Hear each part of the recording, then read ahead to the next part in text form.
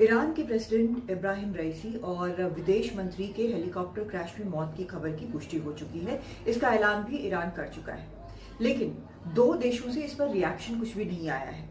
Israel से इस बारे में कोई भी आधिकारिक बयान नहीं आया है, लेकिन ईरान को दुश्मन मानने वाले देश से क्या बयान की उम्मीद करनी भी चाहिए। दूसरी तरफ जहां तक अमेरिका का सवाल है, व्हाइट हाउस से ऐसा बयान आया था कि ये जानकारी आई थी कि राष्ट्रपति जो बाइडेन को लगातार हर चीज की जानकारी दी गई। जब से हेलीकॉप्टर इब्राहिम रईसी का गायब हुआ था, उस वक्त से लेकर अब तक सारी जानकारी इनको दी गई है, लेकिन वहां से भी कोई आधिकारिक बयान इस तरह का नहीं आया है। चक शूमर, जो कि अमेरिकी सेनेट में वरिष्ठ डेमोक्रेट लीडर हैं, उन्होंने ये कहा कि खुफिया विभाग से बात करने के बाद उनको ऐसा लगता है कि कोई फाउल प्ले नहीं है, यानी कि क्रैश में कोई भी षड्यंत्र की संभावना फिलहाल नजर नहीं आ रही। ईरान इस वक्त इजराइल और अमेरिका के साथ सबसे सीधे कन्फ्रंटेशन में है, बिल्कुल आमने सामने इस कन्फ्रंटेशन में है। इजराइल के खिलाफ ईरान जो है वो लगातार हमास, हुती विद्रोहियों और हिजबुल्लाह को समर्थन दे रहा है, जो कि हमला कर रहे हैं इजराइल पर। मिसाइल और रॉकेट की बरसात उसने की थी, जब इजराइल पर की थी, जब सीरिया में उसके कंसुलेट के ऊपर हमला किया था इजराइल ने, जिसमें वरिष्ठ जो सैन्य अधिकारी हैं वो मारे गए थे। और उसके बाद ईरान ने साफ ऐलान करके हमला इस तरह से इजराइल के ऊपर किया था। अमेरिका की ओबामा सरकार जब आई थी, उस वक्त उन्होंने ईरान से एक न्यूक्लियर डील की थी ताकि चोरी छुपे वो परमाणु हथियार न बनाए। लेकिन जैसे ही ट्रंप की सरकार आई, उन्होंने इस डील से हाथ खींच लिए। और उसके बाद जब जो बाइडेन सरकार आई है, तो लगातार कोशिशों के बावजूद पिछले 4 साल में वो ईरान से इस पर हस्ताक्षर नहीं करवा पाए हैं। और अमेरिका को शक है कि वो चोरी छुपे ईरान जो है वो परमाणु हथियार बना रहा है।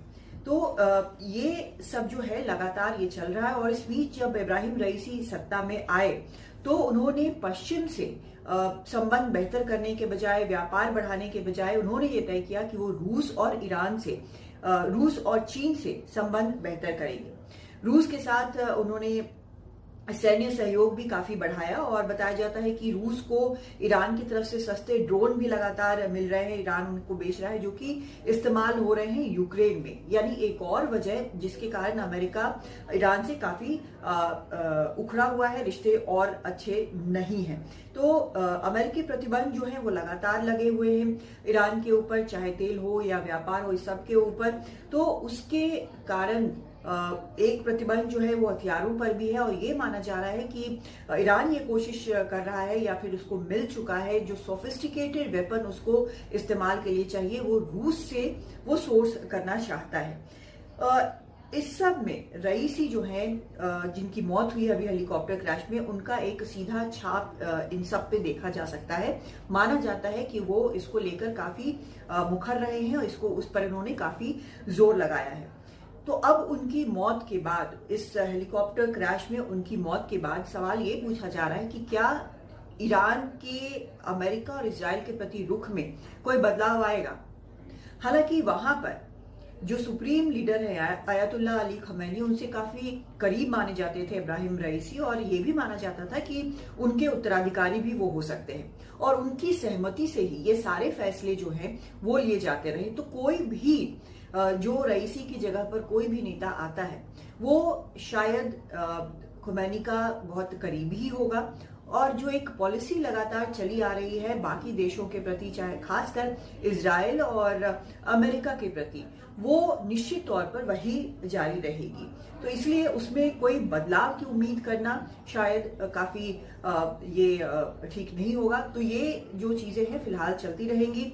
और अभी एक जो फर्स्ट वाइस प्रेसिडेंट है मोहम्मद मुखबर, वो कमान संभालेंगे, और वो भी सहमति से ही, सुप्रीम लीडर की सहमति से ही कमान संभालेंगे। 50 दिन में जो नया राष्ट्रपति चुना जाएगा, वो भी सुप्रीम लीडर की सहमति से ही चुना जाएगा। तो एक जो लगातार एक कंसिस्टेंट अप्रोच जो है, और एक तरह की पॉलिसी जो लगातार चल रही है देशों के प्रति, वही चलती जाएगी, ऐसा ही लगता है।